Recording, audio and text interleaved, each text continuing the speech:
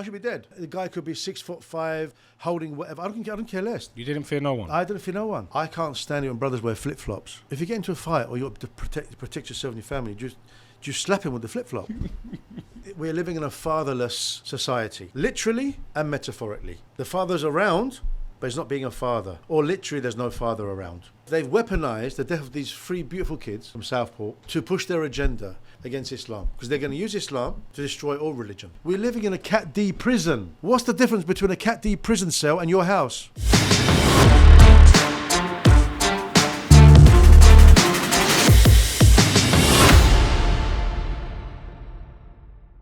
What's going on, guys, and welcome back to the BlueTick show. Opposite me today, I've got Ustad Ramiz Ibrahim. Welcome to the show, my brother.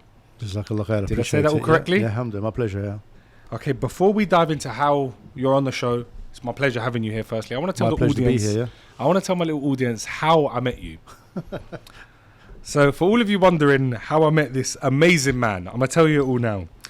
I was at my local mosque. He was giving khutbah, and I sat there, I left the khutbah and I phoned up one of my best friends and I said, I need to find this man. The khutbah you gave that day, and I come up to you the week after and I said it as well, was so powerful and impactful and strong. Alhamdulillah. It woke me up in a different way. That in itself was 12 out of 10. And I'm hoping the viewers that are watching this, once we're finished with this, are going to say, okay, we now understand why. We now understand why. My brother, I like to do it with all my guests. Who are you? Where are you from? I just said, my name is Ramiz Ibrahim. I'm a Turkish Cypriot. I came to DIDNT about 27 years ago. At the moment, I'm living in East London. That's it, really. I mean, my story is a long story. We're here for it. Yeah, We're going to dive into your story. 96, 97. It started off when I was about 22, 23. And I said to myself, by the time I'm 30, my whole life's going to change. I just knew it. I don't have a mentor. Mum and Dad did the best they can, or they could, coming from back home in the 60s. They met here, got married the Turkish traditional way, got married. The rest of it is just work, Second generation. I'm second generation. So fast forward 1995, I said, Mum, I'm leaving here. I'm going to America, to Australia. She goes, why? I need to get away here. I had to get away from here because I have a terrible rage. You're going to visit me in probably the grave or in prison. I've got to get out. I wasn't a bad boy. I wasn't involved in drugs, in gangs and things like that. But I knew myself. I never turned anyone down, basically. And that's not a good thing to have. It's not good not to be afraid, So I ended up going to America. Before you dive into your American trip, I know you may not want to dive into your childhood too much, but where you said you had rage, I always like to work out where it come from. Oh, that's easy. Talk to us about where that come from, because that's from Mum, isn't it? It's from Mum. What can you say? Them days, it was like, there's a time where you got in conflict, you're in resentment with your parents, then you got guilt for having that resentment, and you wish that it was a bit more softer life bringing up. And I'm not sitting there blaming my parents. I'm not. They came here in the 60s. They worked their damn hardest to bring 5 of us up. MashaAllah. It's 5 of us as well. And it's emotional talking about it. It is. I'm not just being potentially humble. It is. When I say parents, even though I live with them now, making dua to Allah subhanahu wa ta'ala over the years, let me worship you through my parents, and look where I ended up. 7 years ago, I got divorced, ended up at my parents' house. The first 6 months of divorce was darkness. Me and Shaitan were best friends for 6 months. And then after that, I woke up and everything's fine. But then I thought, my dua's been answered. I'm here. I'm not leaving this house, Mum and Dad's house, unless I'm leaving in a coffin or they're leaving in a coffin, And it's not easy because they're getting old now. Allah says in the Quran, they revert back to a childlike state.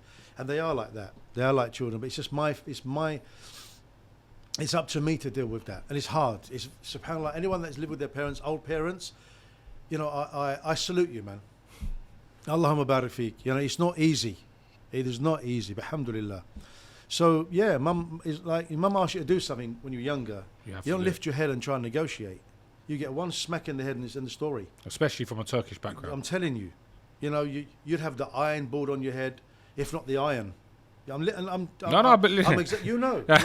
not. I definitely know about it. And I've got kids now, and I can't bring up my children the way I was brought up. No, times have changed. Although I don't bring up spoiled, they know one look is enough. You know, so look, you don't want to get the wrong side of me. They've seen my side. They've only had to see it once or twice growing up for me to say to them, look, that look. They'll say, oh, my dad's going to flip. No, they'll stop. They know it. I don't have to get beat them every day and all that. No. My mum says to me, you should beat them now and again. Like when they're growing up. They're 16, 14, 9 years old. There's 2 girls and a boy. But I said, why? Yeah. They haven't done no crime, you know. So anyway, yeah. Why did you pick America? From mum. I mean, it's like, so when you're growing up, being a psychotherapist, I've learned that psychodynamically, meaning your past shapes you and your growth as you're growing up without the right nurturing. Now, you got love, but it was tough love. Always. It's love, but it's tough love, yeah? And I give tough love to my kids as well, but they also get really, really nice love as well. They get nurtured, they get validated and all that sort of, so they don't grow up frustrated, you know? But we never got that. So all that, yeah, but mum, I'm hurt. Yeah, mum, I need a hug. Yeah, but mum, bang, boom, bang, boom, bang. Bella, never missing. Bang, boom, bang, boom. And you grow up with that, and you don't know you got the rage until something triggers you, and you don't like yourself. So who's that? It's like the Hulk. Where'd that come from? You know. And now I've got memories now. Things have come up in the past. I should be dead. Is that bad? But So it was bad, and I should be dead. The guy could be 6'5", holding whatever. I don't care less. you didn't fear no one? I didn't fear no one. My heart was pounding. My head's gonna come out. But I'm not gonna show you I'm scared. You will beat me, but I will make sure that you'll remember me the rest of your life. I will leave you with something. Yeah. You know.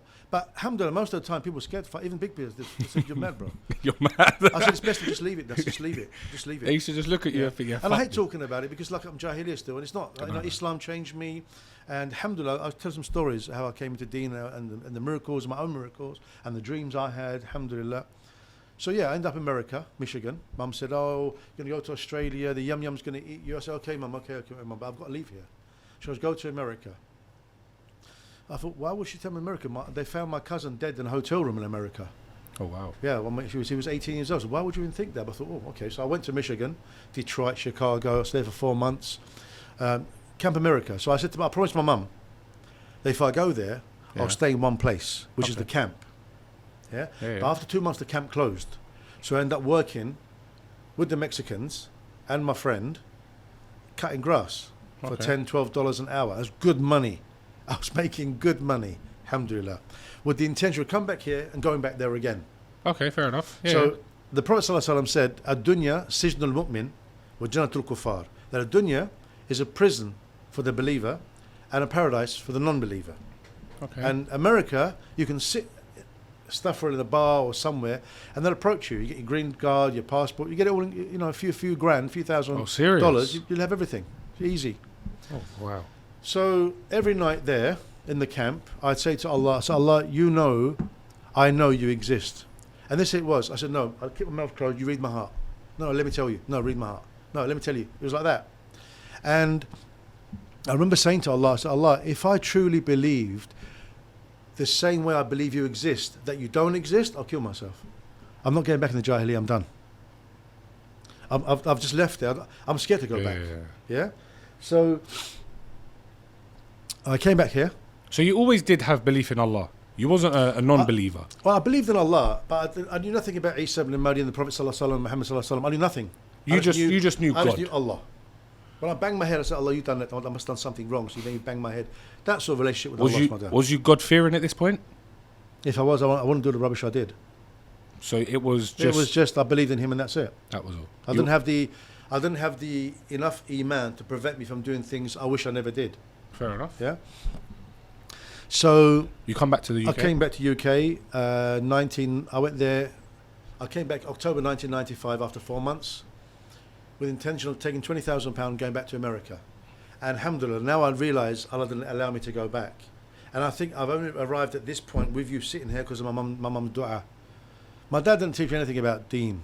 Oh, fair enough. My dad was a man mountain. He worked his butt off in the same kitchen for 25 years to bring us up. My mum in the front of the kitchen, my dad in the back. You know, we was the original EastEnders. Okay. Came back here 1996 April. There was a advertisement in the local Ilford or Newham Recorder. It's a newspaper with the advertisements and the jobs. Looking for a support worker for my son. Okay. Yeah, no problem. He was a Jewish boy in a wheelchair. His name, I'm not going to mention his name. And I get emotional talking about him as well because I spent 3 years with him. Wow. We ended up being very, very close, like a younger brother to me. Yeah, it was different religion, but that doesn't matter. You're with somebody, your heart inclines to that person. Yeah, of course. He becomes a friend. So 96 to 99, I was with him. Okay. So he was in Jews Free School in Camden Town. From there, I started listening to the rabbis talking about there's only one creator. Yeah. I thought, well, yeah, he created everything. And I thought, well, yeah. I mean, when they said that, I didn't know it, but I realised I did know it. That's what I want to hear. There's one creator, and there's everything else. I thought, yeah, that's right. So now, in 2013, I went to Malawi in Africa. Do you know the revert brother, John Fontaine? Everyone knows him. He's a revert brother. Maybe I do by face. Yeah, we made a video like we're doing now in Malawi, and he called it on YouTube, Judaism Led Me to Islam. Okay. Because of the story, linking with the boy. So, cut a long story short, came to Redbridge College with him, and in his class was a Pakistani girl, and I thought, I want to marry her. I thought, that's it. But look at me, ripped up jeans, little chucker beard. You just looked at her and said, that's it. That's it. And then from her, my dad's shop was here, and the masjid was here. Okay. Across the road, 15 years. I didn't step foot in it. Wow. I went across the road, got the Quran. I started reading it. I got same day. I got even more irate. I got more angry, more outraged. I thought, how can this information be kept away from me? Wow. And I was to count. I was to read it every night. I come out and Mum, don't disturb me. I'll have my dinner. I go upstairs in my room. I don't be disturbed. Reading the Quran. And as I'm reading the Quran, the read pages, I'm looking at the unread pages as they're going to finish. I said, no, I don't want this book to finish. This book cannot finish. Wow. This book cannot finish. It's impossible. But obviously, it's going to finish. So, so with her, I wrote a letter to her. I said, I want to get married. I don't know, girlfriend, boyfriend business. I'm done. This video is sponsored by Cranbrook Law, an award-winning immigration law firm. Their talented solicitors can help when any struggles arise regarding immigration law. They can help get you the visas they need. They can help get you the staff you need from any other countries. As you can see, the website is on the screen right now. So if you need anything to do with immigration law, message Cranbrook Law and let them help you. Whether you're looking to obtain a sponsor license, receive advice and guidance in relation to compliance and our civil penalties, or take advantage of our know-how and experience across a broad range of business visas, our talented and dynamic immigration lawyers are available to speak to you. Telephone numbers on the screen, emails on the screen, and hit the link in the bio if you need any help. Just straight to it. I said, I'm done. She goes, I don't mind, brother, but I'm Said Brelvi. I said, what the hell is that? I knew nothing about deen. I now know what that means now. She goes, well, Sayyid means that we're from the Prophet ﷺ's family. I said, you? I said, but you're Asian. I said, you guys were mushriks, and the Turks came to the Turkish army came here and gave you the old Turkish language, which is Urdu, which I've got some books at home, that the Pakistanis can read Urdu and they speak Turkish, and you'll be hearing Turkish lyrics, but I can't read it. It's just old Turkish. So, cut a long story short, me and her never worked out. It's just, but I just continue. So Allah guided me through her, sort of thing. Yeah. So, and then the last thing that I said to Allah was, Allah, I'm going to ask you what Ibrahim alayhi salam asked you. Not to give, how do you give life to the dead, as Ibrahim alayhi salam asked you, but show me a sign for me, that I will never deviate from this path. What you mentioned earlier on, there for yourself. That night I had a dream. Okay. Now I woke up from a dream to another dream. So he said, Ra'aytu ru'ya. I saw a true dream, like I saw a dream. Yeah. You know, the Prophet ﷺ said dreams are of three types. One, from your subconscious, what you see during the day happens to your experience. Yeah. Two, it's a true dream. Am I saying it wrong? And the third is from shaitan. Okay. So this was a true dream. So I woke up from a dream to a dream. Have you seen the film Gladiator? Yeah. I woke up in Italy. Okay. In the Colosseum. Yeah. I thought, what am I doing here? I should be at work. I'm going to be late. But I thought, no, this is nice. Yeah, I'm chilling here. It's lovely. So as I'm walking, I wanted to pray. And there's a voice on my side, on the right side, said to me, make wudu, make ablution. Yeah. Now, this voice was so powerful, I was walking like this. I didn't want to look. If I looked that way, I'll be destroyed. I knew it. I got pins and needles. I mean, I've got shivers now. It's just... So as the voice said, make wudu, in my mind, if I said it, I can't remember if I said it or I said it in my mind, there's no water. The third time, make wudu. I shook like a leaf. I was like I was finished. Like my whole body was like a leaf. Like jelly. Like a jelly. Yeah. And a Roman bath appeared with water, but it stank. It was stagnant, dirty water. Yeah. Before I had a chance to say, ugh, it's dirty, the voice said, touch it. I touched it, it became crystal clear. I drank from it, I made wudu, and I prayed 2 rakat, and I woke up. When I woke up, my pillow was full of mucus and snot and tears and everything. Yeah. And I woke up like this. I couldn't open my mouth. If I opened my mouth, I was going to scream. Wow. And that's how I knew it. That was it. I had my quilt pulled off at the middle of the night. Get up and pray. Wow. And I wake up and I say, okay. And I wake up, there's no one there. That was the times. That was 1997, 96, 97. That was the times.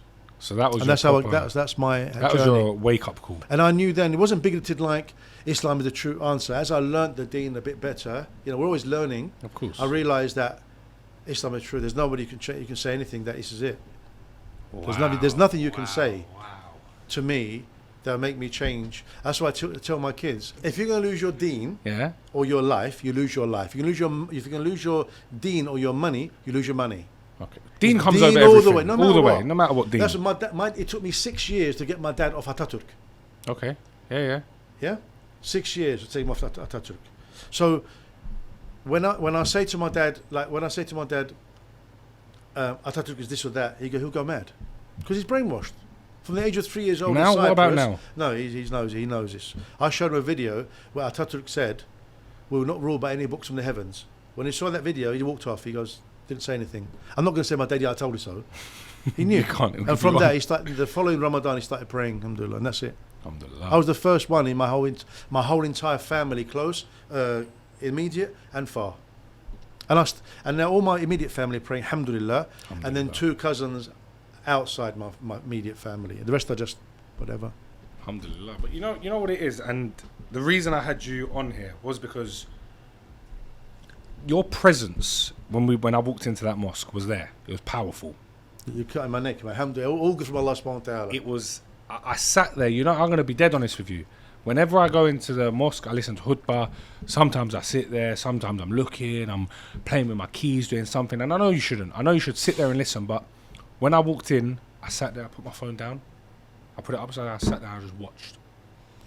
Well, I'm glad you did. I mean, this is with me. Whenever you're going to do something good, Shaitan always messes up with you. 100%. Tries to mess you up. So before I do anything, I pray to Rakat and I say, Allah, anything I'm going to do from now on to the khutbah is yours. Even if Shaitan says to me something, I'm going to bat it away. You know my heart better than me. So make it good for the people. I don't care. It's not going to benefit me, in that way. But I hope it benefits me in the sense that I come out there with a bit of Iman boost myself. Because sometimes I can really go for it. I can really just, emotionalize Takes it, over. if you like, if there's such a word. I emotionalize it, put it in the 5th gear sort of thing, yeah? And I look in the crowd, and if I see, like, older Asian uncles and some revert brothers, like Jamaican black brothers, I always talk about how the Asian brothers are racist, but to the black brothers, I'll show you why they are, though. So if What do you mean by that? Well, sometimes the older... Look, you hear from the older generation, especially Asian Indo-Pac, I love you for the sake of Allah better. Yeah, I've always heard But that. in their heart, you can't marry my daughter because you're black, blue, green or whatever. Yeah. You're not part of the culture. Yeah. And sometimes it's so bad, you're not only from the same country, because you're not from the same village or from the same caste, They're not which is happy. from another religion, you still can't marry my daughter. Yeah? So I explained to them, I understand. So I tell the uncles, you have got no right to be racist because Allah tells you in the Quran not to be. And you black brothers, you have to understand why they're like that. Because you come into deen, you don't internalize the deen with this baby mother attitude. Now, 27 years ago, it's more of I would say, a black thing. Now it's a street thing. Yeah. Whether you're a Chinese street boy or you're a Turkish street boy, you all have baby mothers. It's the same thing now. So So I'm trying. I got a racist bone in my body. I've never, even before Islam, and now I hate it. I despise it. It's disgusting. Well, look at what's going on now in today's society. It's a disease. Okay, so if I had brothers calling me up, say, brother, can you do nikah? I say, I'll do nikah for you, no problem. Yeah. How much do you charge? Blah blah blah. Who's the? I take it it's you. Yes. And the sister, she's Pakistani or Bengali or whatever. Who's the wali? Oh, the father is racist. Let me guess, you're a black brother. How'd you know? I said, come on, man. Have you spoken to him? No. Have you knocked on his door? No. But you're too quick to jump. He's a racist. Yeah, you're too quick to jump in with the sister. What's wrong with you? Be a man, knock on the door. Spend at least 6 months trying to call, trying to do this, trying to get, try to, if it Put the doesn't effort work, in. get the Sharia involved and do it that way sort of thing. I'm experienced with this. So, yeah, this is what I'm saying. So I look at the crowd and I see if there's kids in there. I start talking about parenting. I start talking about this. I may go in there with one subject. And change it completely. And I look at the crowd and I think, I'll just change it. Or my digression changes it. Because I've got ADHD, so mine goes all over the place. I've got to concentrate. No, but you know what it is? It's... I knew that there was more to you than just you telling a story. I knew there was. But now you're telling your story. Now I'm listening to it. Now I'm understanding where it all comes from. The experience you went through to, like, going to America, coming back home, doing all of this. That's why it's so strong. That's why there's so much when you're standing in the room. You give it. You say it's because it's coming from the heart. It's pure. It's not just you're saying it because you've been invited down to give khutbah. Some people have lived a movie. Yeah. And there's no ending yet. That's the thing. Yeah, it's true. Know? When I look at someone, I can see it. They're still in their movie or they're out the movie, because of where you've been. Yeah, no, that's right. I'm not harsh, I'm not soft, but I like... Okay, let me conclude with this. I'd rather sit with old people talking about the past villages in Cyprus, about how they used to live, and then talk about youngsters playing football, talk about football and something else.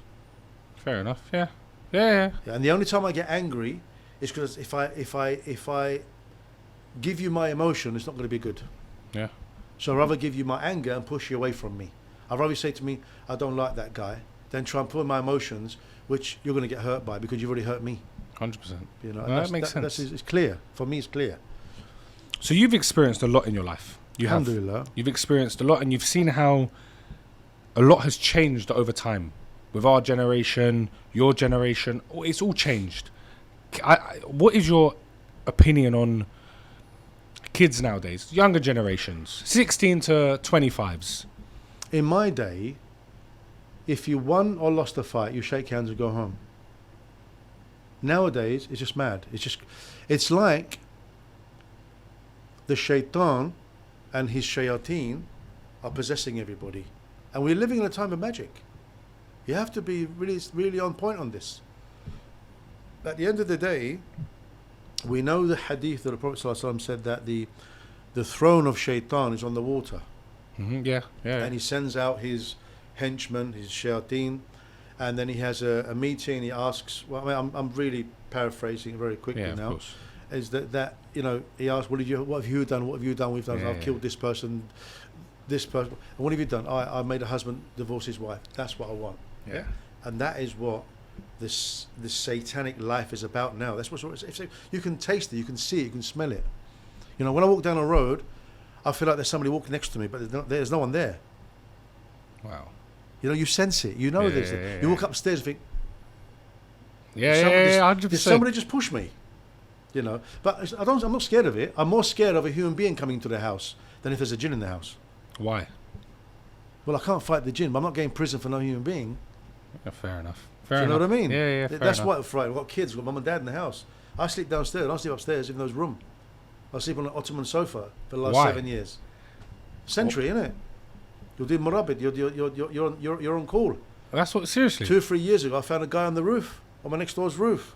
Guys, have you been thinking of move to Dubai? I've partnered up with Cranbrook Legal to make your experience so much easier. Literally, I got the main man from Cranbrook Legal right now to tell you how easy it is. Guys, it's as simple as picking up the phone, giving us a call, and letting us get on with the business. What, literally, one phone call? Literally one phone call, a few documents, and we're there. And then I just get up, fly to Dubai, and I ain't got to pay tax no more? Yeah, you can come and see us. We'll take you out for a meal, show you Dubai, and then it's all up to you after that. Bro, where do I sign now?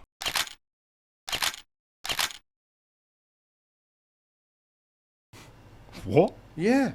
I can't sleep upstairs, wondering who's coming downstairs. You're mad. What, seriously? You're being serious now? Yeah. You haven't slept upstairs in 7 years? Yeah. Mum and dad's house, no. In fact, I've never slept in that house. Since I've been in that house, I've slept downstairs in the couch. And there's room I upstairs? still am. You do it simply for the fact you're the man of the house? No. Wow. So no. So you are a real man. You are. Allahu Alam. And this is what I'm... My friend, I want to mention his name, we have the same way of thinking. I can't stand it when brothers wear flip-flops. In the summer even. Or shorts. They come to the clinic. I said, bro, what are you doing? What do you mean? Why are you wearing flip-flops? Yeah. Just bam, like that. He goes, oh, it's hot, brother. I said, where's your warrior spirit? What do you mean? I said, well, if you get into a fight or you have to protect yourself and your family, do you slap him with the flip-flop? What do you do? Unless you're good with your feet, you know, like that. Or if you go to a restaurant, I don't put my back to the door. No, never. No. I've never done that. Yeah, if I'm with my family, I'm walking down the road, you know, when I'm by myself, I'm alert. I'm hyper alert. I'm looking at risk assessment. I'm looking at two guys across the road. I'm looking at the guy down the bottom there. If I have to evade it, I have to evade it. If I've got to cross the road and go to another road, I'll do it. Before, when I was growing up, I was afraid of what they can do to me. Now, I'm afraid of what I can do to them. And that's why I evade better. I'll move. Yeah. Because I'm not going to give up. I'm not going to stop myself. If you confront me, you may beat me, but I'd rather say to look, bro, go home, have a cup of tea, relax. Yeah. Let's live another day, man. Let's not get hurt here. For what? Egos? But if they push, what are you going to do? Please, sir, no, sir, don't. You have to defend yourself. You've got to defend yourself. You have to. Yeah, and that's why when I'm with my family, I'm hyper alert. I'm and when I teach my kids that. When you go to the park, don't just go and I'm enjoying myself. Have a look at those who's sitting on the benches on the outside, looking inside, you know? 2 or 3 guys. What are they doing so close to the park, sitting there watching their phones or whatever? Yeah. You know what I mean? And it's not always, you know, they say that I saw a TikTok clip once where the guy, the black Muslim brother said to because this guy said to him about the Islamic grooming gangs, you know, which is really pathetic, right? Because the majority of people in prison and the pedophiles are like white guys. Yeah. Yeah. And this guy was like overweight, a little bit of beard, looked a bit rough. And the brother said to him, why is the majority of pedophiles look like you though? But it's not always that guy. Could be anyone. It's people who are fit, who are kidnapping children for a purpose, either for sacrifice for shaitan, or this adrenochrome thing, whatever they do, they try and kidnap kids to drink their blood, to look younger, whatever it may be. It's all out there. There's no smoke without fire, and it's there. Yeah, it is all there. Yeah, I mean, there's nothing you can do about it right now. There's nothing you can do. It's to protect your family. And where did that come from, though? Because that was your dad like that? No. My dad was not like that. My dad's a man mountain. He just... No, he was never... My dad, my studious side came from my dad. My studious side. But what you're asking me comes from my mum. Really? Yeah. The mum's the man of the household. My mum didn't care. Really? You're on a bus, you're on a train, you're in a shop. She's going to beat you, she's going to beat you. And if you mum's got the softest heart in the world. Yeah. And you find the most angriest people are also the ones that love stronger as well. And I know that. So my mum, I remember one time we're on the bus going to Leicester Square. This is in the 80s.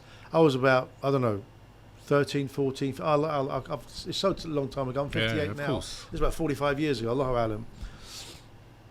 And a friend's daughter came with us. Okay. So every Thursday, Mum will have some money, and we'll go to do something.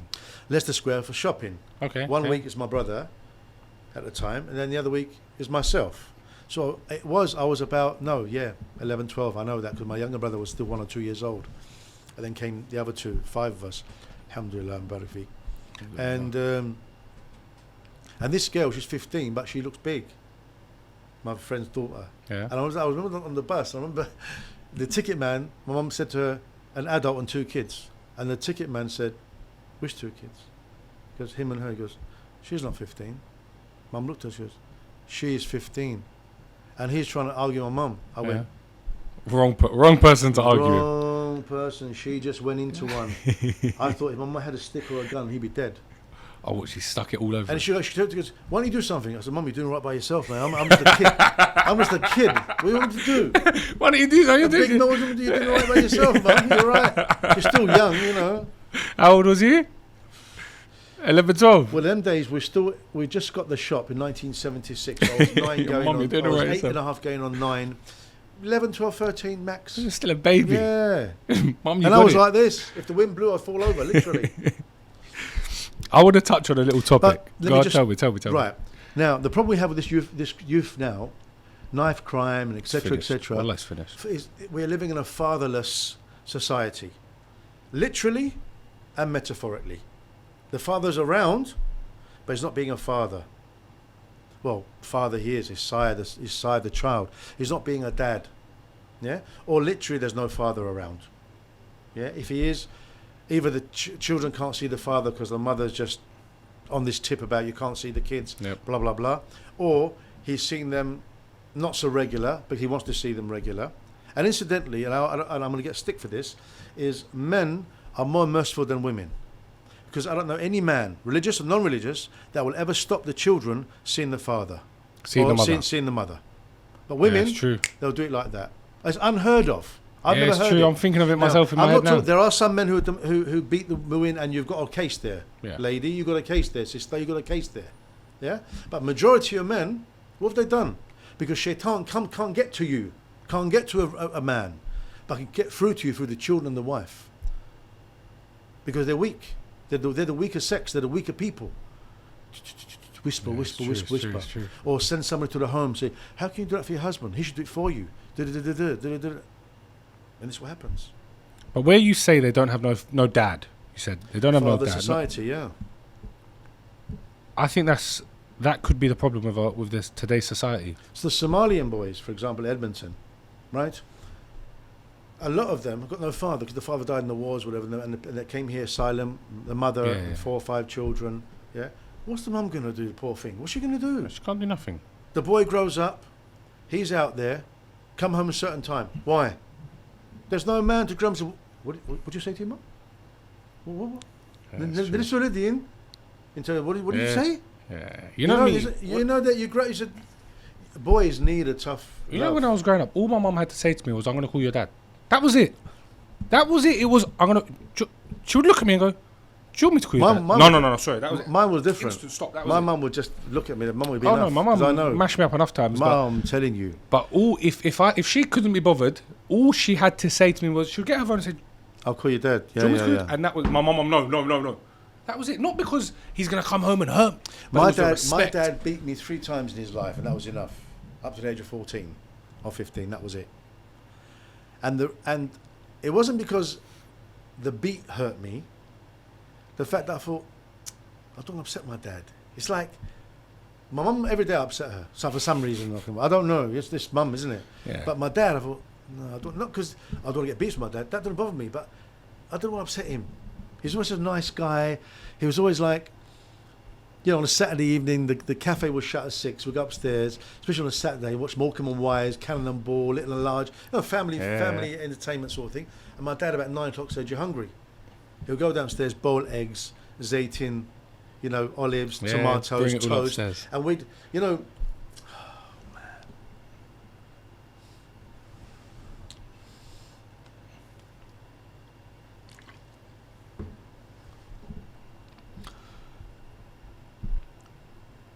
for the first 21 years, we never had central heating or double glazing. We had 2 paraffin heaters. One in the balcony, you go upstairs first floor, Yeah. and one in the room. And when it snowed, I remember going to school in the snow, sandals and white socks. Oh wow. Wallahi. And I didn't complain. My toes were frozen. Mashallah. I thought this is normal. I didn't complain. My I feet. didn't complain. Wow. So you had it. Wallahi, I didn't. They had these comedy sketches. You think you had it hard. I used to live in a shoebox at the bottom of a pond. But I'm telling the truth. I'm telling the truth, though. When I come home, it's like my feet are going from the paraffin heat, that sort of thing. So my dad would say, come upstairs with eggs, and But that you would was sit just down. ripping people who wear flip flops. Huh? You was just ripping the ones who wear flip flops. I had no choice, trust me. And, yeah. We used to buy clothes from Pollard's. £1 Yeah. shorts, £1 T-shirts for PE day and all that sort of... SubhanAllah, I remember I was cleaning windows by sitting on the ledge on the second floor with the sash windows across my knees and the streets down there. When I was 8.5 years old, on the windows. Me and my brother on a Saturday. And before that, we'd have to take, my mum said, take all the clothes across the road to the laundry, literally across the road next to the masjid. Wash, dry, fold, bring home. Put mum and me and your dad's clothes on the bed, our bed. Go and put your clothes away. Then we had to clean the windows, put the net curtains down. My brother's about 6.5, I'm 8.5, right? Think about this. We'd hoover upstairs, all the bedrooms, make the beds. Me and him, 8.5, 6.5. Think about it, because you have to compare with the 8.5-year-old kids. That's what I was going to come to after. Yeah. Right. After we finish all that, it's not done. We go back down to the cafe, butter bread, peel potatoes, fill up the ketchup, brown sauce, salt, pepper, vinegar, clean the tables, white, black. It gives you good work ethics. And you didn't have money back then, no? I had a 50p a week. No, you didn't have money. You, like you said, you was walking to school in flip-flops and socks, right? Little sandals, yeah, sandals. Look at the kids today.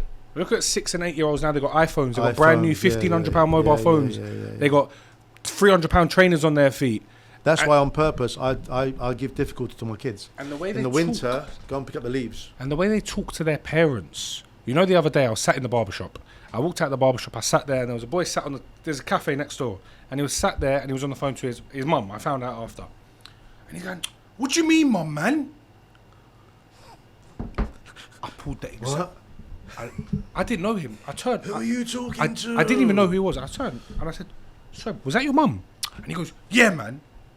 I said, "No problem." I shut my mouth. Listen, I'm not involved in his mum life.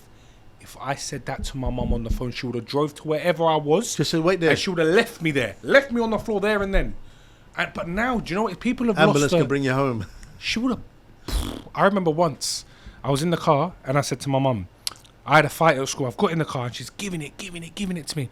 I said, "Mum, please, man, I've had a stressful day at school." She turned, she went, "Chuck!" My nose started bleeding. I said, "Mum, I need tissue." She goes, "Use your fucking hand as tissue." Yeah? She swore it like, just like that. Ruined me. But to this day, if my mum says to me, "Mikey, go upstairs or do this," I don't live with my mum, but if I'll go around the house and she says, "Mikey, go and do this," yes, boss, no problem. That's your mum. It's your mum. Nowadays, the way people speak to their mums, that's your mum. That's your mum. What is... The society now is finished. And me and my boys, we sit down and speak about it, and it says that one of the last... You're going to have to help me here, yeah? My knowledge on Islam isn't the best.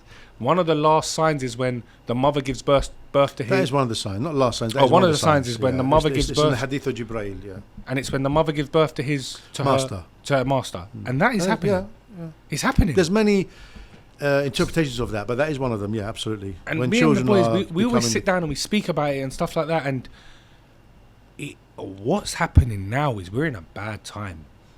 We're in a bad like I said, fatherless time. society. The Satanists know that the father... When you look at a parenting magazine, what's on the front? No man anymore. No, it's woman. It's a woman, 3 kids, two or three women, or 2 or 3 kids out there who haven't enjoyed themselves like happy. Yeah. There's no man. And then they try to push for the podcast Toxicity of Men, and they're bringing these... I watch these YouTube clips about there's a Christian, 2 or 3 Christian men, and a Christian woman talking to these OnlyFans women and things like that. And they say, "You are my kids," and this, and I don't mind them knowing. That's how you know their moral compass is completely gone out the window. That they're completely brainwashed. You can't. It's like in the time of Qawm Lut, for example. Yeah, in the time of Qawm Lut, people of Sodom and Gomorrah. Yeah, the Prophet Lut time. They actually believed what they were doing is correct. The homosexuality. Wow. They actually knew. They actually thought. They believed that was okay. That was correct. That was the right way, and the purity was the wrong. That's how Allah made them. And after a while, so Allah destroyed them completely. They actually believed that. So a person's mentality, even if they get discombobulated, yeah, and they feel like they get conflict in their brain around certain things, the shaitan will come, and this is the same. This is how the shaitan played with those people, the mushriks of Ibrahim alayhi salam, when he said to them, when they said, "Oh, there was a young boy talking against the idols. Maybe it was him. It was Ibrahim alayhi salam. He was about 12 years old, and he came and he smashed them up, and he put the axe on the big idol, and they got him and said, "Who did this?" He goes, "Oh no, look, he's got the axe." Because how can they can't speak and can't move? Because why'd you worship them then? And they go discombobulated, cognitive dissonance. You know, what? They believed it for a second. It's true. And then Shaitan came and made them believe again into with shirk. I think the world, because the mentality. This is why in society, slowly but through the TV, they brainwash you. Society brainwash you, and this. But once you're awake, you don't let anybody come. So what do you say? You know, I've told people, I've left people behind. I remember saying to one brother years and years ago, going to a group, you meet them now and again, and they call each other muppet, and you idiot. And I said to the brother, "What are you saying?" He goes, "Yeah, but he's my cousin. I know him." I said, "But he may not like you. He may not have the bottle to say to you." I took him to a corner. I said, "Listen, you got to stop that." He goes, "But it's a joke." I said, "One day you may say it to me in front of people, and I will slap you." Yeah. I'm not going to take that. What do you mean? Talk me just because you know me, you're going to say that in front of people? Yeah. Maybe I may allow it between me and you, but not in front of. But not in front of people. No. Or brothers meet up, and then one brother has to leave early. Another brother says, "Oh, he's under the thumb." Who are you talking to, man? Why you bring the family into it? Yeah, so what has his situation at home got to do with him being a man or not, or under the thumb? What is that? We're Muslim. We don't say things like that. Yeah. Right? Yeah. You say, "Brother, if there's anything we can do, bro, you have to leave early. No problem. Thanks for coming having dinner. We'll see you soon. Let us know if we can help you in any way." That's how it should be. That's how brothers are. Help each other. No, he's under the thumb. That person who says things are so insecure. It's ridiculous. Yeah, so true. It's so true. And even down to name calling in public, I don't agree with it. I don't. Listen, if me and you, we have a private joke between me and you, no problem. When it's me and you in the four walls, we can sit there, we have jokes, we can have banter. Yeah, because that's us. But outside, you have to show the respect, the ihtiram. You have to show the respect.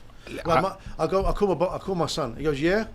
I said, "Excuse me." "Yes, Baba." Yeah. I said, "That's right." He's only 9 years old. He's learning. That was one thing my dad was very strong on as well. Yeah. Very strong. There are some people who call their parents by their name. Even the Asian culture. I've heard it, and I sat there. I heard it once, and I went. You know, if I called my mum, I thought I was going to get licked. I thought I was going to get beat. If I called my mum by her name, yeah, I said, "Who you calling?" Finished. My mum. I said, "Well, by her name." Yeah. Wallahi, bro, I'm not joking. I've heard it. I've heard it myself. There has to be a hierarchy. So listen, some people I know there has to be a hierarchy. People close to me do it, and I sit down and I say, "Yo, that's your mum and your dad," like, and they're like, "Nah, it's just a joke we have." In front, like, no way. No. I don't know. We're different, babe. We're different. No way. Different. I'm second generation. If I called my mum by her name, she wouldn't even respond. I don't even know what I'm. If I did that, my mum would get her. Well, it's not a phone now, but in them days, a pen and paper. She would say, "Right, Monday the 4th of August, you're going to get 10 today. Monday the 11th of August, until I feel I'm done." Yeah. And she'd do it as well. Yeah. And, it's not a joke. People think they'll used to get beats. Oh, if my mum beat me these days. What are you going to do? So you guys have fear of Allah, man. Yeah.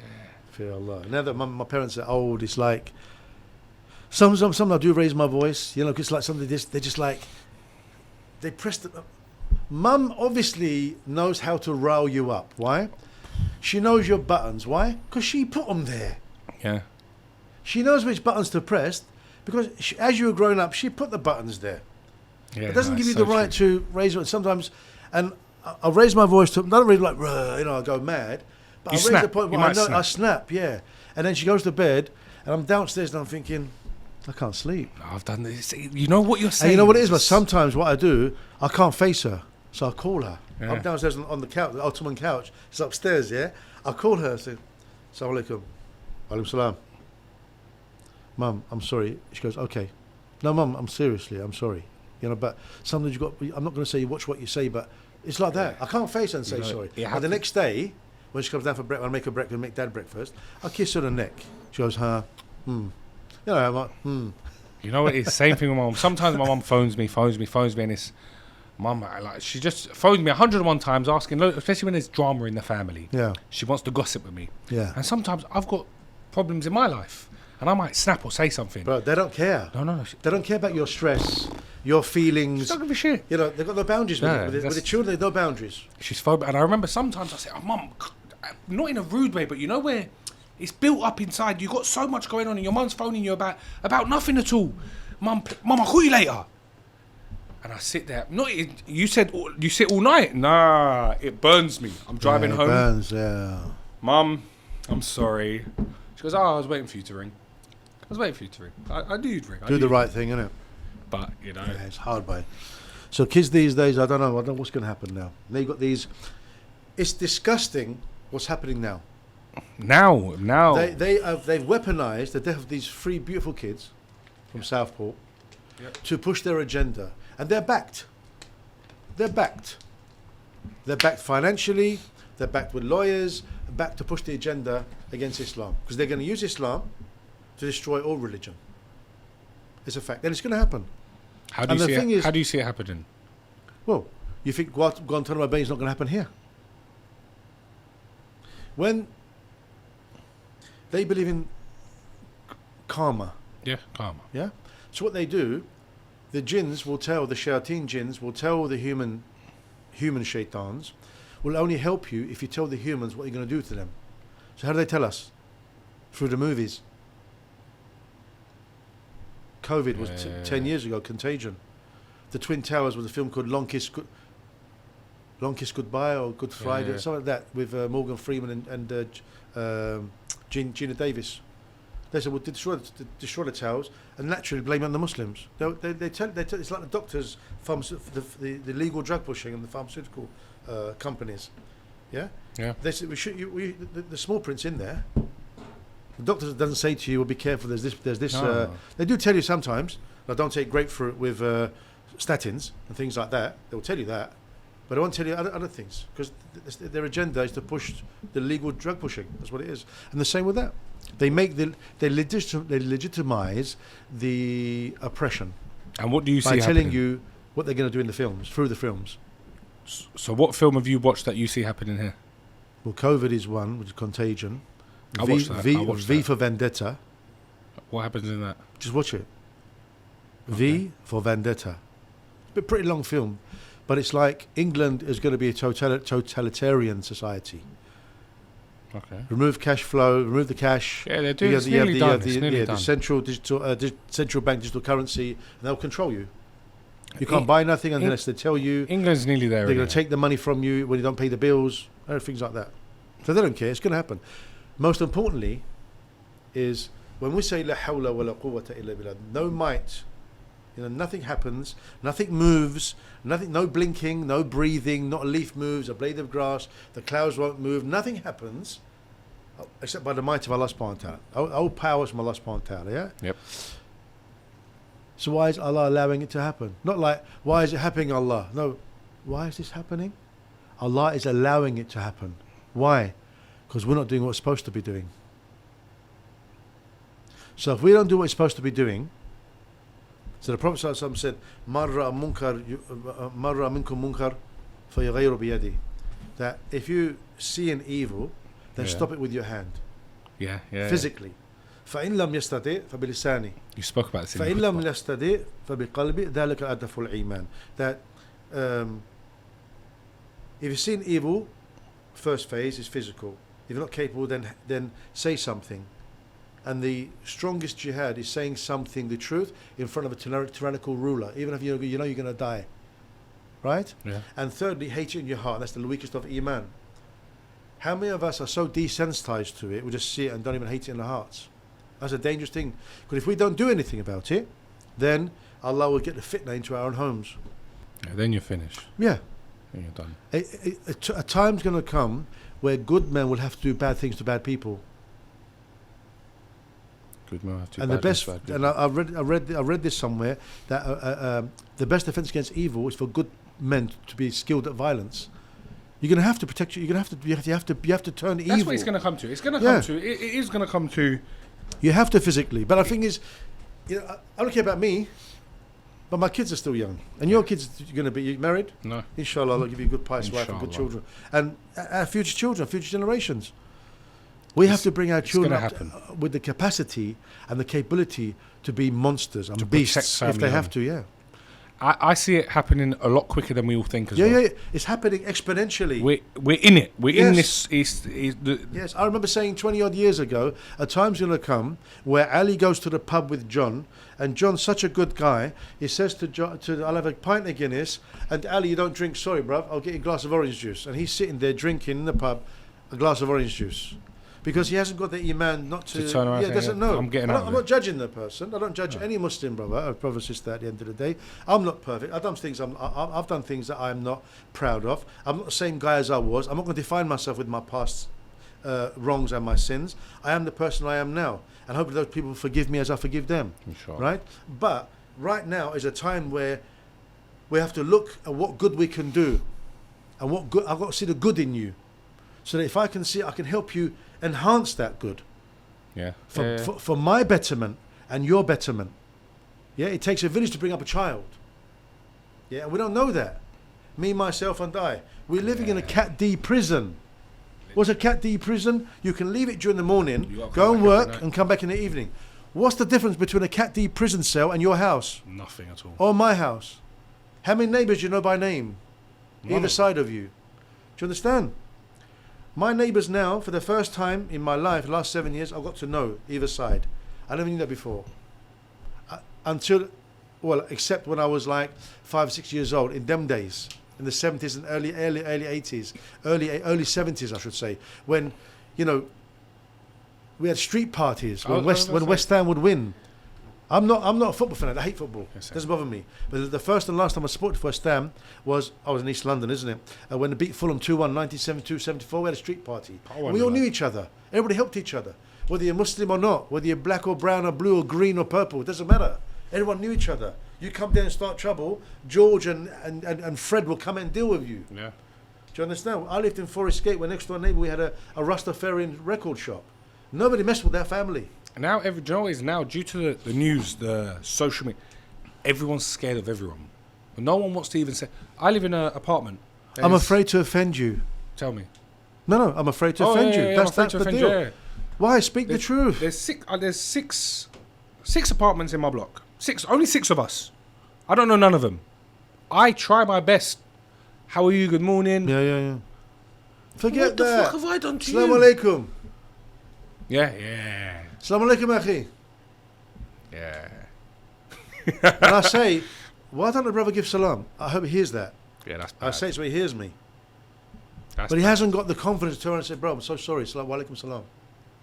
You know, Because he's in his own world. even when I hear understand strangers it. say salam But alaikum, that's a sign of the times as well. You'll only give, the Prophet said, you'll only give salam to those who you know, who you're linked to. even when I hear salam alaikum, I say wa alaikum salam out loud anyway. Yeah. Even if it's not to me. Yes, it could be as long as it's, you're fulfilling the sunnah. Even if it's not to me. Even if you're walking past me saying salam alaikum to the man behind me and I've Wa heard alaikum it. salam, yes. Wa alaikum salam. Yeah. You might hear me. Inshallah, you hear me. Yeah.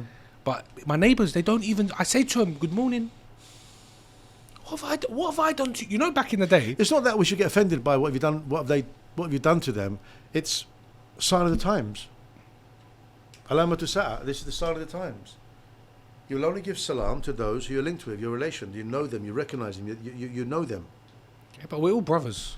We're all brothers. Innamal mu'minuna ikhwa. Only the believers are brothers. We know that, but we're not.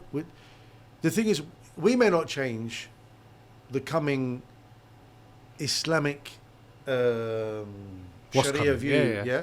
but we should instill it in our children. Yeah, inshallah. We We're our should kids, instill it in our inshallah. children. We're in a tough time. We are in a tough time. You have One to- thing yeah, one go thing on. I want to discuss, not a tough time, and we're not wrapping up just yet, but I want to discuss what you're doing for work. Because we spoke a lot about your views. But I thought you were going to come and say something important. this is very important. Listen, what you do is very important. I wanna touch on that as well because a lot of my viewers out here watching now, inshallah, this video gets thousands of views, I mean, sure. and you can help loads of people. As long as well. it benefits anybody. Okay, I don't want any. Look, the way I see the world is there's the fruits and then there's a bonus. Okay. The fruits, is me sitting here and giving information out. Yeah. The bonus is if it benefits one person, it changes themselves. That's what I say in all my episodes. And they make dua for me. That's all. I don't care about nothing else. What am I gonna worry about that? You know, listen to this. Just to touch on that, I'll just tell you one thing. I met up with this very, very wealthy man once. Yeah, very wealthy. He must have been up there, billionaire. Yeah. And I was speaking to him. At the end of it, I said, "Is there anything I can do for you, to give back, to help?" I don't know, anything. Do you want me to put you in touch with this person, that person? Do you know what he said to me? He goes, "I have one thing I ask for. Make dua for me." That's it. That's what he said. It. And I thought, you know what? From now on, all I do is I just tell people make dua for me. Make dua. That's it. I say to everyone. People say, "Can I make help sincere you?" dua. That's it. Yeah, inshallah. But I say to them when they say, "Do you want me to put you in touch with this person? Do you want this?" Just make dua for me. That's it. That's all I want. I don't want no help from no one. Just make dua for me. But let me touch upon that though. We still have to tie our camel by doing the action. What do you mean by that? Okay. I've heard this story once, and I always repeat this story. Okay, tell me. The man goes to the sheikh every Friday and says, "Sheikh, make dua for me Yeah. to have children." Wow, my son, I'll make dua for you. What's your name? Inshallah, I'll make dua for you, blah, blah. This goes on for months and months and months. One Friday, he goes, "Sheikh, are you making dua for me?" "Yes." He says, "Subhanallah, my son, how's your wife taking it?" "My wife? I'm not married." Do you understand? No, of course. Yeah, So- I get that. Yeah. So it's like the man. What do I want? What do I want me to give you? Ask Allah for me to memorize the Quran. And you find out months and months later, he doesn't read the Quran. He hasn't got a Quran. You have to have action. Yeah. with Yeah, it. yeah, You of make course. dua for me, yes, but there's got to be an action behind it as well. Make dua for me to. Okay. Yeah. So make dua for me for pay my debts. Make dua for me that my children grow up and they're pious, Health, yeah. and Allah takes them in they're happy with them and happy with me. They take my life when happy with me. My dua was growing up after all my siblings were practicing. My mum and dad weren't, and I was hurt. Why? Because, and I can understand now the revert brothers and sisters whose parents they're making dua for. It's hard. Yeah. I know it's hard for them. And me being a Turkish Cypriot family, everyone said, "But you're Turkish. You must be Muslim. Why? You don't inherit So through everyone culture." says to me. Yeah, you don't. Everyone inherit says through it to me. When I done my revert video, they said, "You didn't revert. You're Muslim already." I said, "No, I'm not." Why? Because my name is Ramiz Ibrahim, or your name is Mustafa, or your name is this, or it's not. It's not by name They or think you're just culture or creed. It's what Allah says what a Muslim is. Yeah. So I lost my train of thought there, Scott. You was talking about making the dua. My mum and dad spent 26 years in the same kitchen. They're going to die and go hellfire. Allah, please. Yeah. Don't let me die until I see them pray. Alhamdulillah, that is it. And now I say, Allah, please don't let me die until I pay my debts off and you're happy with me. They come back to Islam. Yeah, they're praying. Yeah. My dad took me 6 years. My mum, I gave her dawah. I got fed up and gave me dawah. So one day I sat down with her after a few years. I said, "Mum, can I be blunt with you?" She goes, "Yeah." "You don't love me." I said, "What do you mean?" She started crying. I went, "Oh, sugar." I said, "No, Mum. That's crocodile tears." I said, "If you loved me, you'd want to be my mum forever. Ömür boyu. I mean, my whole life, and then, forever. But, Mum, I'm praying 5 times a day. I'm doing what I'm going to do, and I could end up one destination, inshallah, where I want to be. Mm-hmm. You're not praying. You're not doing nothing. And every time, I feel hypocrisy because every Turkish Cypriot I go into their house, they've got a placard on Allah'ın dediği olur. Whatever Allah says goes. Yeah? And you brought me up like that. And you're not praying. If you love me, you pray, and you want to follow me, and I'll follow you, and let's get to Jannah, be my mum forever. 2 weeks later, she came back and said, "Teach me how to pray." So I wrote her in Turkish letters, the Fatiha and everything else. Yeah. My dad was the last person.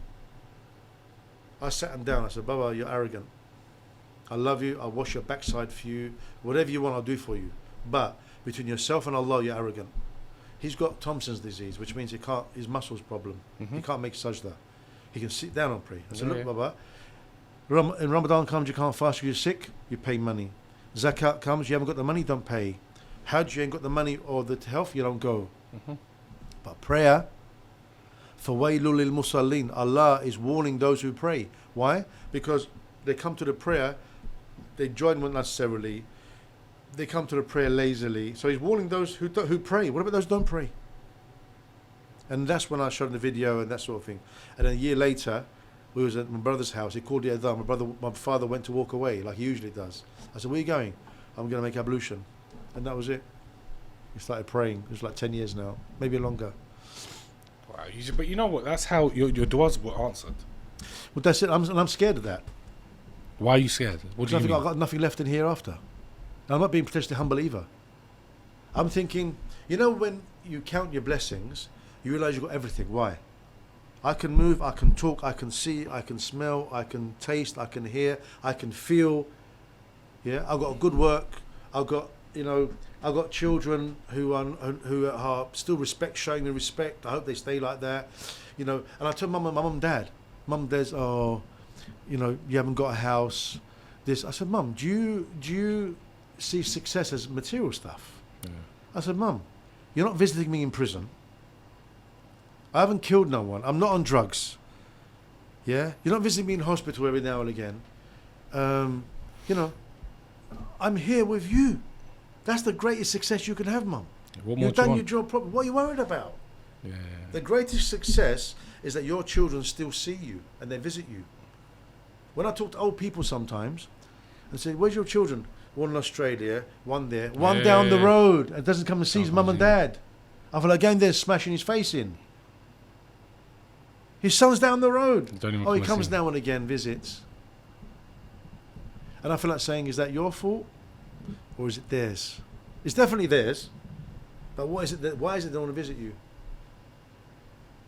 I'm not saying it's your parents' fault. They do their best. You know, listen. You know, and everyone's situation is different. Yeah, and I tell my dad as well. I said, "Bro, you've done a good job, brother. You've done a good job. You've done a good job. I mean, you can see that. I'm not saying I'm the best. But I'm saying the reason, don't feel that because I haven't succeeded materialistically or materially, that you've done a bad job, brother. What does money mean? I chose not to have a mortgage, even in Jahiliyyah, when I could have been a millionaire in Jahiliyyah, but I didn't take a mortgage. I get a house mortgage, and do what everyone else does. Yeah. But I'm a gypsy. I've always been a gypsy. I came back from America with beads in my beard, with a walking stick, with the rivers that I canoed down. You know, so I could go live in the canal boat, or I could live in a motorhome. Doesn't bother me. Yeah. You know, I'm not like that. But what is money? Success is, brother, you wake up now and you see your son next to you. I'm here. I know you wish I wasn't, because, you know, I have a go at you sometimes. But no, don't be silly. But I think, you know what it is, when it comes down to money, what does it mean? What? That's why whenever I do self-development talks to brothers, I said, if I was to say to you guys, I'm the most successful person you know, what comes to mind? Arrogance, pride. I said, but I am. Why? Because I'm Muslim. I can walk down the road butt naked and I still feel proud. Because the Lord of the universe, who chose an insignificant me and said, one day there's a possibility you could be in Jannah. Because he saw something in me that I didn't see. And I still can't see it. And that's not being potentially humble again. And I've got to keep saying that because I don't want to feel like, I don't know what it is. I don't like to feel like, oh, he's been potentially humble. Because there's haters out there. Of course. And I mean it in front of Allah subhanahu wa ta'ala when I say I'm not being potentially humble. Tawada. I'm not having this like some humbleness isn't like you shake your four fingers at your brother, you know? Humbleness is being the man and saying what you need to say at the time that needs to be said. That's humbleness. Because you want to guide that person. It's love. Yeah, it's love. You're showing them in love. I don't know you, but I still have human love for you. You're going to fall in that hole, you may not get out. And if I give you the rope and you're trying to pull me in, I'm going to let go. So don't fall in there in the first place. You know, when I talk about me reverting, I say Allah chose me. Who are we? Who am I? We go to the toilet, we get sick. You know, I pick my nose. You know, when I actually deep it, who am I? Why did he choose me? Why am I so lucky? This is why I always say, if we end up in Jannah, we deserve it. And we end up in hellfire, we deserve it.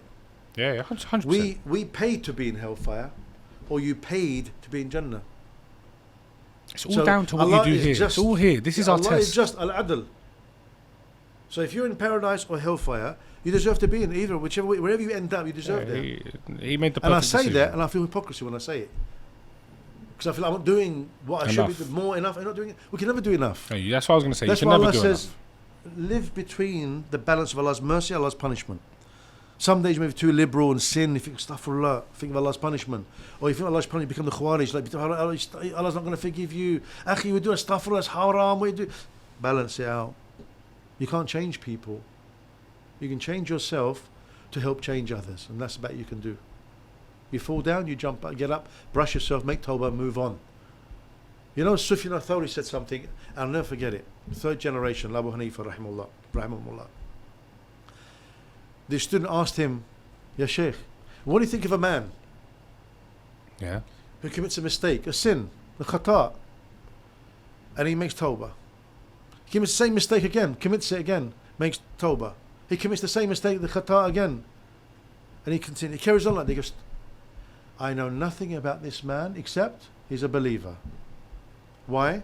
Because he has the iman to know he done wrong and turn back to Allah subhanahu wa ta'ala. He's a believer. That's all that matters. So we shouldn't concentrate on, yeah, brother, I know you smoke. How many times do you know he done tawbah and he gone back to the same sin, whatever it may be?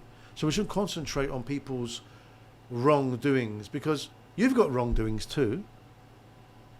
So, do you know, this is very dangerous. If you expose someone's sin when they've made tawbah for it, Allah will make sure you commit the same sin before you die. Really? Yes. Wow. I never knew that. And that's why you shouldn't say anything about someone's sin, because you don't know if he made tawbah or not. He could have done every night. He could be in tahajjud every single night crying his eyes out because of this addiction, because of this drink or pornography or drugs or whatever it may be. You see, how do you help your brother when he's doing wrong? By preventing him from doing it in the most best and beautiful way you can do. I want someone to say to me, "Astaghfirullah, you're doing blah blah blah." I want someone to say, "Okay, I saw you the other day drinking or smoking. You did this. What's going on in your life? How Are can I you help you? okay? Let me help you, bro." But there's that what you're talking about, it don't happen no more.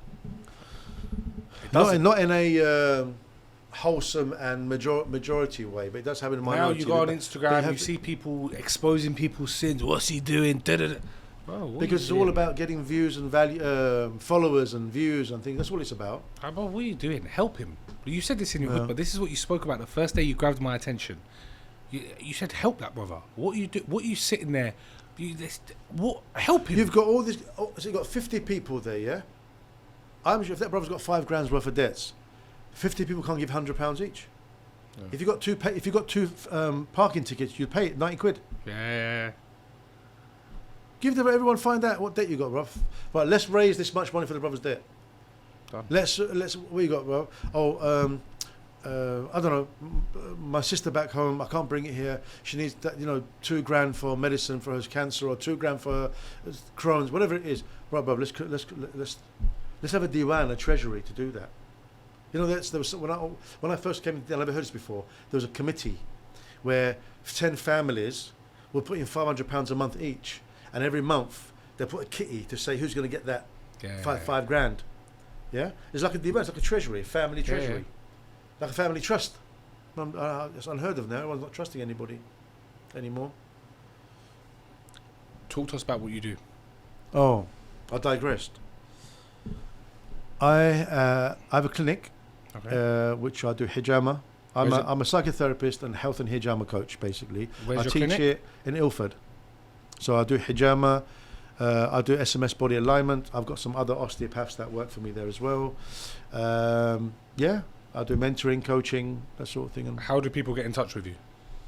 am I allowed to? Definitely. Yeah, you can book online, www.therapypycliniclondon.com. I'll put it in the description as well. Put my number there as well, inshallah. No problem. People contact me You directly. on Instagram?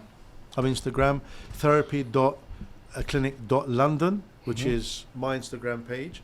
And my therapist's Instagram page is Therapy Clinic London, who works for me. Send me all the socials. They're going to be in the description. Guys, if you're interested in getting problem, anything done regarding the treatments he does, the coaching you do, the mentoring you do, get in touch with him. We have a promotion at the moment, a £95 package for £60. You get full body adjustment, infrared heat, and 10 cups hijama for 60 quid. It's a £95 package. When you say you do mentoring, what do you mentor? How? What is it you do now with your mentoring? Well, counselling, coaching, mentoring, people who pay me to sit there and try and push them to achieve what they want to achieve, really. Let me ask you a question. Why do you think you're good enough to do that? It was my life experience and my sincerity for people. I love people.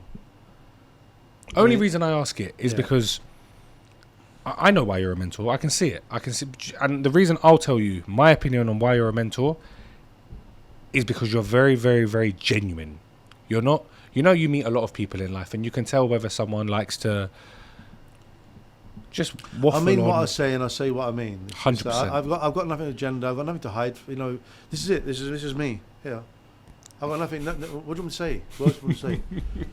that I can manipulate you. I can manipulate you. Man. Have I had narcissistic traits before? Yes. I haven't got them now though, but I did have them, and I realised why I had them, to protect my inner child.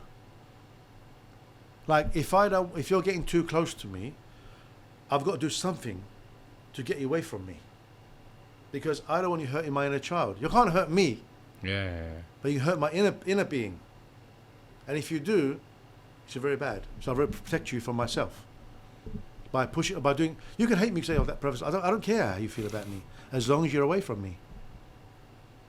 It's just the way I am.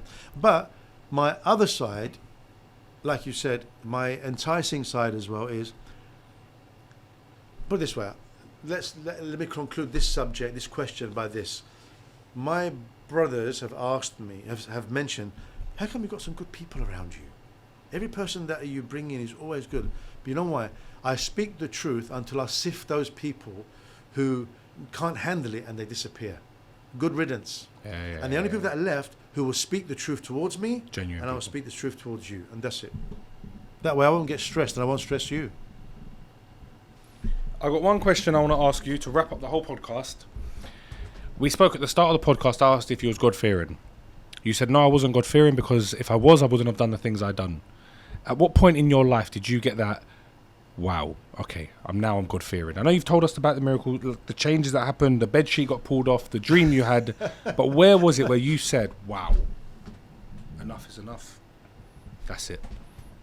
There must have been something. I mean, when you first come into Deen, your iman is you're imanic, if there's such a word, and your iman is so high that you say, how can people do that sin?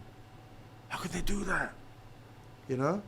But I'm so far ahead in my imanic life or Islamic life that I look back and forgotten most of the sins I've done, but Allah hasn't forgotten it.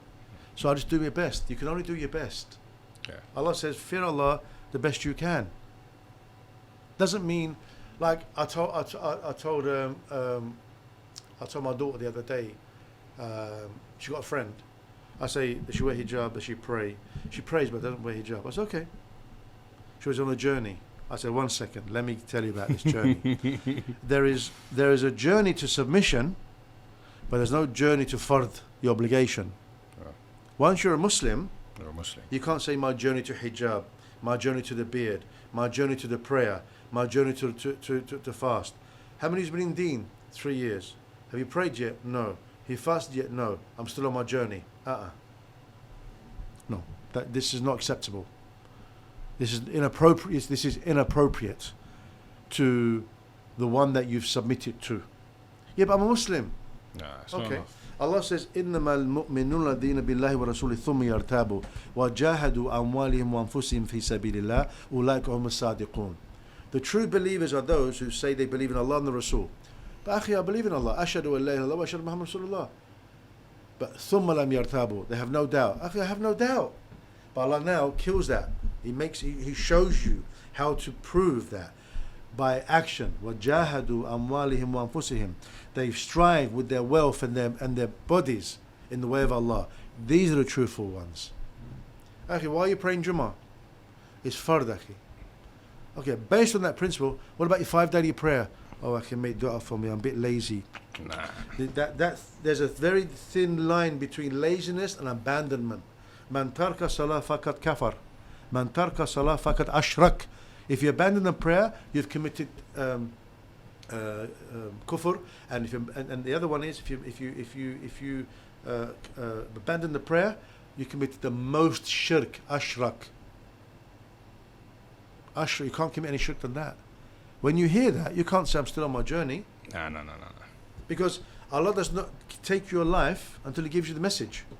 Some people maybe, because there's going to be people on Judgment Day or here now who die without hearing anything.